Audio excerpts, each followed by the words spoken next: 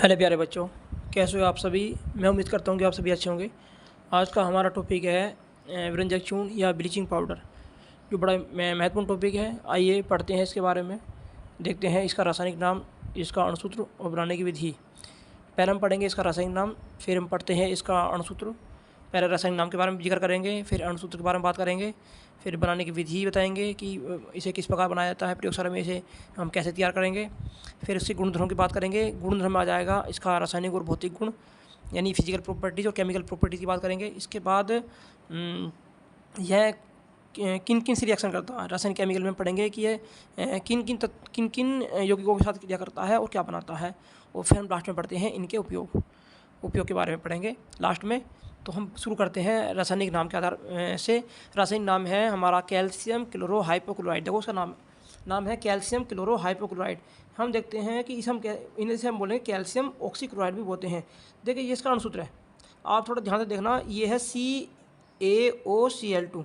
यदि मैं इसको, ये है कैल्शियम ऑक्सीक्लोराइड, इसको मैं ऐसे भी लिख सकता हूँ, इसको मैं इस प्रकार भी लिख सकता हूँ कि एक कैल्शियम आ गया है, फिर इसमें ब्रैकेट में OC लिखा गया है, फिर ब्रैकेट के बाद C लिखा गया, तो ये हो जाएगा कैल्शियम हाइपोक्लोराइड। ये हाइपो है, कैल्शियम हाइपोक्लोराइड, तो ये नाम हो जाएगा इसका कैल्शियम हाइपोक्लोराइड। और ये होगा कैल्शियम ऑक्सीक्लोराइड, तो दो नाम हो जाएंगे।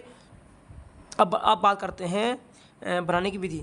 देखते हैं बनाने की विधि। इसे प्रयोगशाला में कैसे बनाते हैं। इसे देखो ये बुझा हुआ चूना है, इसे बुझे हुए चूने पर क्लोरीन की अभिक्रिया द्वारा प्रयोगशाला में बनाया जाता है। जब मैं बुझे हुए चूने पर क्लोरीन की अभिक्रिया कराता हूँ तो मुझे प्राप्त होता है व्यंजक चूर्ण, जिसे मैं बोलता हूँ ब्लीचिंग पाउडर, और साथ में प्राप्त होता है जल। तो ये था मेरा प्रयोगशाला विधि, यानी प्रयोगशाला विधि में से ऐसा इस प्रकार बनाया जाएगा। अब बात करते हैं इसके गुणधर्म की, यानी ब्लीचिंग पाउडर के भौतिक और रासायनिक गुण निम्न प्रकार होते हैं। अब मैं बात करूँगा भौतिक गुणों की। भौतिक गुण यानी फिजिकल प्रॉपर्टी। फिजिकल प्रॉपर्टी की बात करते हैं तो इसमें देखते हैं कि जैसे ही इसे जल में घोला जाता है तो इसका एक विलयन, दूधिया रंग का एक विलयन प्राप्त होता है। दूधिया रंग का एक विलयन प्राप्त होता है। और इसमें क्लोरीन की तीक्ष्ण गंध आती है। जैसे क्लोरीन में तीक्ष्ण गंध आती है, उसी प्रकार इसमें भी तीक्ष्ण गंध आती है। यानी यह, फिर आगे देखते हैं कि यह हल्के पीले रंग का एक पदार्थ है। इसका जो रंग होता है हल्के पीले रंग का होता है। यानी तीन भौतिक गुण हैं। पहला है कि इसका जलीय विलयन दूधिया रंग का होता है, इसमें तीक्ष्ण क्लोरीन की तीक्ष्ण गंध आती है। तीसरा है कि यह हल्के पीले रंग का पदार्थ है। अब बात करते हैं इसके रासायनिक गुण की, यानी इसकी केमिकल प्रॉपर्टी के बारे में पढ़ते हैं। तो केमिकल प्रॉपर्टी की अगर बात करते हैं तो केमिकल प्रॉपर्टीज़ में ये तीन यौगिकों से क्रिया करता है। तीन, जैसे कि CO2 से क्रिया करेगा, अम्ल से क्रिया करता है, और बाद में ये ऊष्मा का प्रभाव दिखाएंगे कि ये ऊष्मा के प्रभाव में किस पदार्थ में अपघटित हो जाता है। अब बात करते हैं रासायनिक गुणों की, जो कि केमिकल प्रॉपर्टीज हैं। पहला है CO2 से अभिक्रिया, अर्थात जब व्यंजक चूर्ण की क्रिया CO2 से कराई जाती है, यानी कार्बन डाइऑक्साइड से कराई जाती है। जैसे ही व्यंजक चूर्ण की क्रिया कार्बन डाइऑक्साइड से कराई जाती है तो हमें कैल्शियम कार्बोनेट और Cl2 गैस प्राप्त होती है। तो व्यंजक चूर्ण की क्रिया कार्बन डाइऑक्साइड से कराने पर कैल्शियम कार्बोनेट और क्लोरीन गैस प्राप्त होती है। अब बात करते हैं अम्लों से क्रिया। यह अम्लों से क्रिया करता है। जैसे ही यह अम्लों से क्रिया करता है, देखो यहाँ लिखा हुआ ये अम्ल है, और यह है कैल्शियम ऑक्सीक्लोराइड, यानी व्यंजक चूर्ण है।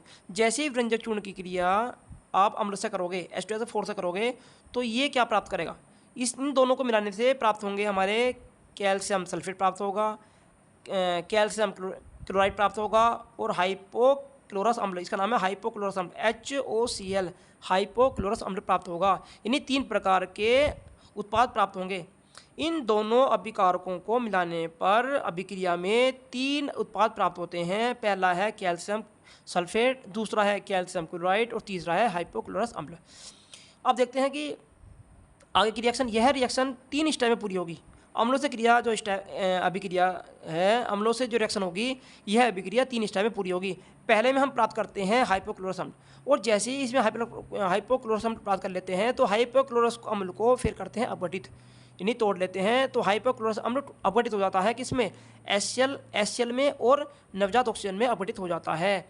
तो इसे बोलते हैं हाइड्रोक्लोरिक अम्ल, और ये होती है ब्रैकेट में जो लिखा गया है वो बीच में, इसे बोलते हैं नवजात ऑक्सीजन। और नवजात ऑक्सीजन से बोलते हैं कि जो प्रयोगशाला में ताज़ी नई बनाई जाती है, उसे बोलते हैं नवजात ऑक्सीजन। अब ये जो नवजात ऑक्सीजन है, यदि नवजात ऑक्सीजन को लिया जाए और इसमें किसी रंगीन पदार्थ को मिलाया जाए, यानी किसी रंगीन पदार्थ की अभिक्रिया यदि नवजात ऑक्सीजन से कराया जाए, तो उस रंगीन रंगीन यानी कलरफुल पदार्थ को वह कलरलेस कर देता है। ये जो नवजात ऑक्सीजन है ये कलरफुल पदार्थ को कलरलेस बना देती है, अर्थात ये जो विरंजक चूर्ण है ये विरंजक गुण भी दिखाता है। विरंजक गुण कहते हैं रंग उड़ाने में जो पदार्थ प्रयोग किया जाता है उसे विरंजक गुण कहते हैं। अब बात है ऊष्मा का प्रभाव। अब बात करते हैं ऊष्मा के प्रभाव की। देखते हैं ऊष्मा का प्रभाव। ऊष्मा का प्रभाव देखिए, द इफेक्ट ऑफ हीट, ये इफेक्ट ऑफ हीट है। तो इसमें दो अभिक्रिया मैं बताने जा रहा हूँ। एक तो अभिक्रिया है कि जब कैल्शियम विरंजक चूर्ण ये है COCl2, COCl2 का मतलब है कोबाल्ट क्लोराइड उत्प्रेरक की उपस्थिति में जब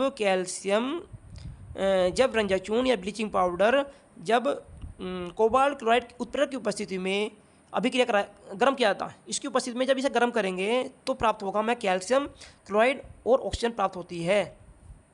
एक बार दोबारा देखिए, जब मैं विरंजक चूर्ण या ब्लीचिंग पाउडर की अभिक्रिया उत्प्रेरक COCl2 से कराता हूँ तो मुझे प्राप्त होता है कैल्शियम क्लोराइड और ऑक्सीजन गैस प्राप्त होती है। इसी प्रकार दूसरी रिएक्शन है ऊष्मा के प्रभाव में। दूसरी रिएक्शन देखते हैं कि जब मैं विरंजक चूर्ण की अभिक्रिया जल से कराता हूँ तो मुझे प्राप्त होता है क्लोरीन गैस और साथ में प्राप्त होता है भिजा हुआ चूना। इसमें हमें प्राप्त हो रही थी ऑक्सीजन गैस और साथ में प्राप्त हो रहा था कैल्शियम क्लोराइड। इसमें हमें प्राप्त हो रही है क्लोरीन गैस और साथ में प्राप्त हो रहा है बुझा हुआ चूना। ये है बुझा हुआ चूना यानी CaOH का होल ट्वाइस बुझा हुआ चूना बोलते हैं। अब बात करते हैं इसके उपयोग की। उपयोग भी मैं बात कर रहा हूँ। उपयोग हैं इसके 3 मुख्य उपयोग, इसके 3 हैं। देखते हैं कि यह पहला उपयोग है कि सूती और कृत्रिम रेशम उद्योगों में इसका उपयोग विरंजक चूर्ण यानी रंग उड़ाने में विरंजक के रूप में प्रयोग करता, यानी इसका प्रयोग सूती और कृत्रिम रेशम उद्योगों में विरंजक के रूप में किया जाता है, अर्थात रंग उड़ाने में इसका प्रयोग करते हैं। दूसरा है विरंजक के रूप में ही इसका उपयोग कागज उद्योग में भी किया जाता है, यानी कागज उद्योगों में भी विरंजक के रूप में इसका प्रयोग इस्तेमाल किया जाता है। तीसरा है जीवाणुनाशक के रूप में। जीवाणुनाशक का मतलब है जर्म को ख़त्म करने के लिए, यानी जीवाणुनाशक के रूप में जल में यदि इसको मिलाया जाए तो जल पीने योग्य बन जाता है। तो यह था मेरे 3 उपयोग। पहला है, दोबारा देखते हैं एक बार। पहला है सूती और कृत्रिम रेशम उद्योगों में विरंजक चूर्ण के रूप में इसका प्रयोग करते हैं। दूसरा है कि विरंजक चूर्ण के विरंजक गुण के विरंजक के रूप में इसका उपयोग कागज़ के उद्योगों में भी किया जाता है, यानी रंगों को उड़ाने में भी इसका उपयोग कागज़ उद्योगों में भी करते हैं। और तीसरा है जीवाणुनाशक के रूप में, अर्थात पानी को पीने योग्य बनाने के लिए इसका इस्तेमाल किया जाता है। तो ये थे विरंजक चूर्ण के उपयोग। मैं उम्मीद करता हूँ कि ये वीडियो आपको समझ आई होगी। यदि ये वीडियो समझ आई है तो इसे लाइक करें, सब्सक्राइब करें, कमेंट करें और अधिक से अधिक शेयर करें। Thank you.